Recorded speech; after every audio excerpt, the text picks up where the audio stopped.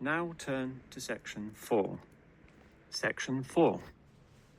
You will hear a lecturer discussing the history of people's beliefs regarding whether the Sun or the Earth is at the center of the solar system. First, you have some time to look at questions 31 to 33.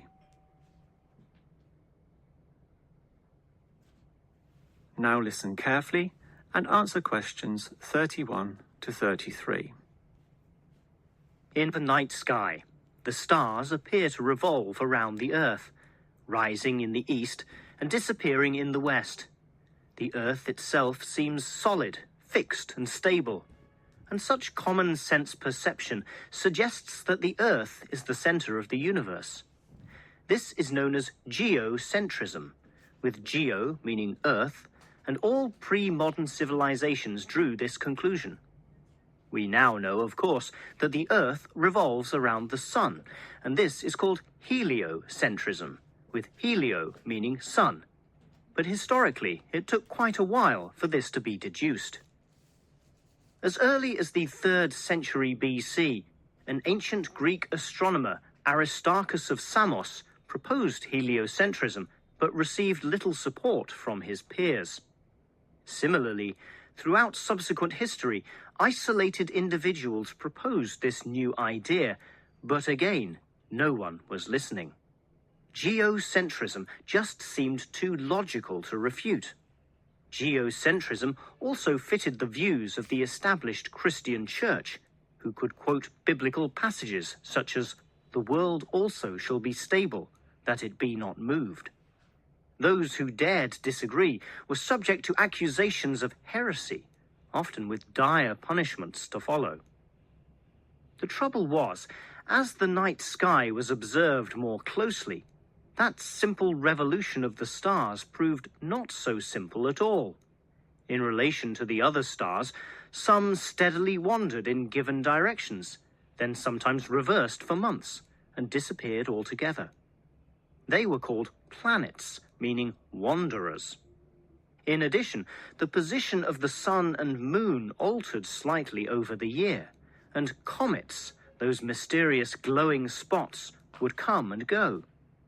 In order to predict the motion of the planets and accurately serve the primary purpose of navigation for sailing ships, increasingly elaborate mathematical models were needed, a sure sign that something was not quite right. Before you hear the rest of the lecture, you have some time to look at questions 34 to 40.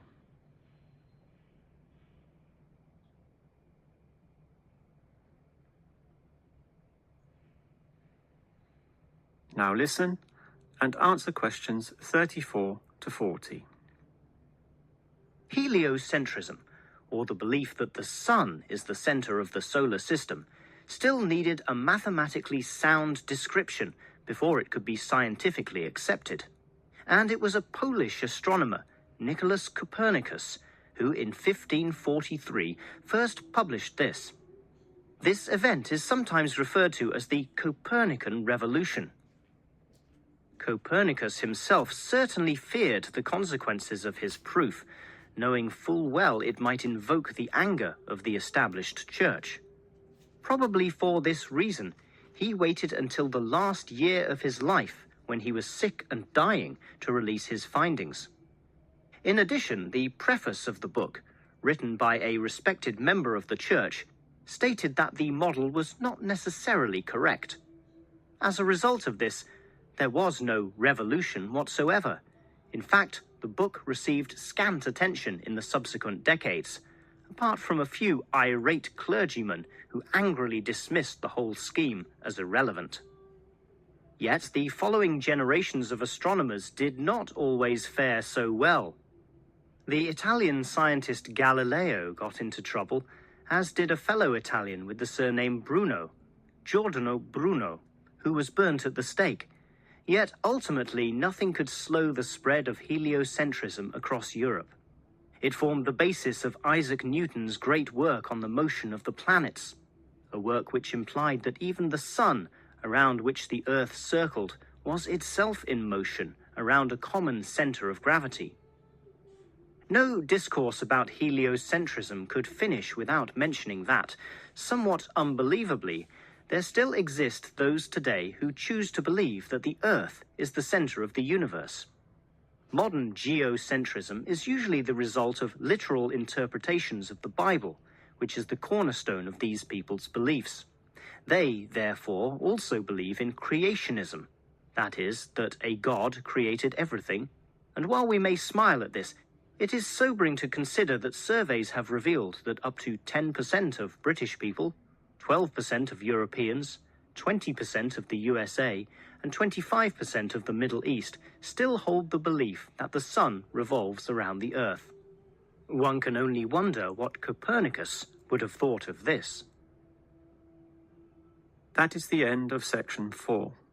You now have half a minute to check your answers.